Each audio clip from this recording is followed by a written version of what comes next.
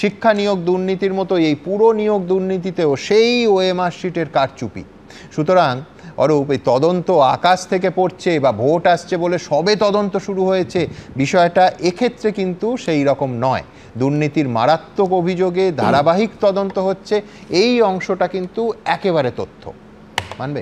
লোকসভা নির্বাচনের ঠিক আগে 12ই জানুয়ারি 2024 দুজনের বাড়িতে রেড হয়েছিল, একজন সুজিত বসু আর একজন তাপস রায়। আমরা যেন ভুলে না যাই, তাপসদার সম্পর্কে শুভেন্দু অধিকারী বলেছিলেন বরানগর পুরসভার চাকরি চোর।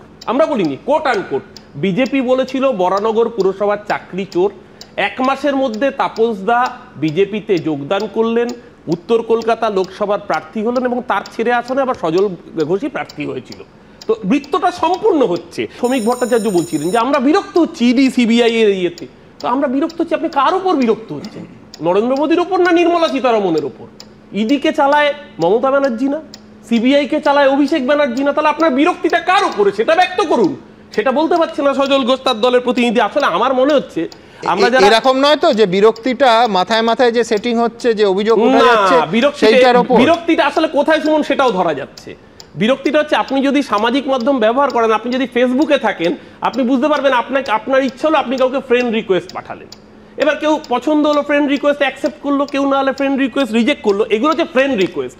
যারা ফ্রেন্ড রিকোয়েস্ট অ্যাকসেপ্ট করে তারা হয় তাপস রায়, যারা মেরুদণ্ড বিক্রি করে তারা হয় শুভেন্দু অধিকারী, আর যারা মাথা উঁচু করে থাকে তারা হয় অভিষেক বন্দ্যোপাধ্যায়। সুজিত বসুর মাথা কিনতে পারেনি, তাই জন্যই সুজিত বসুর কাছে বারবার করেই আক্রমণ হচ্ছে। আমরা পরিষ্কার করে রাজীব বন্দ্যোপাধ্যায়কে কোন ক্যাটাগরিতে রাখবে?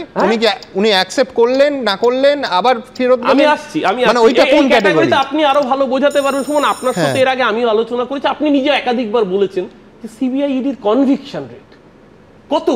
0.13%। 8,000-এর উপরে কেস রেজিস্টার হচ্ছে, তার মধ্যে প্রায় 96% বিরোধীদের উপরে দমন পীড়নের জন্য হচ্ছে। তার সাকসেস রেট কোথায়? যখন এর আগে তদন্ত হয়েছিল ওরা ওদের কাজ করতে এসেছিল, কিন্তু আমাকে জানালো সকালবেলায় যে আপনার বাড়িতে আমরা সার্চ ওয়ারেন্ট নিয়ে এসেছি, সার্চ করবো। করতে বাধা দিন, কারণ সেদিন 12ই জানুয়ারি ছিল। আমি ওদের বলেছিলাম শুধু দিনটা 12ই জানুয়ারি, আমার অনেক প্রোগ্রাম আছে, শিডিউল আছে, এই দিনটা না হলে ভালো হতো। এই হোক, আপনারা এসছেন, আপনাদের কাজ আপনারা করুন। এখন 1 বছর পরে আবার সকালবেলায় এসে আমাদের অফিস সল্টলেকে, যেটা আমাদের বিধায়ক অফিস, ওপরে আমার ছেলেমেয়ের অফিস আছে, তো সেখানে গেল উইদাউট নোটিশে, কোনো কাউকে জানালো না, নিজেরা ঢুকে গেল। আর রেস্টুরেন্টে গেছে, সে গেছে আমাদের অফিস দোকানকে আমরা বলেছি যা দেখতে চাই দেখিয়ে দেবে, কিন্তু একটা ইন্টিমেশন দেবে, তো মালিককে তো ইন্টিমেশন দেবে। এটা কি ধরনের এনকোয়ারি হচ্ছে?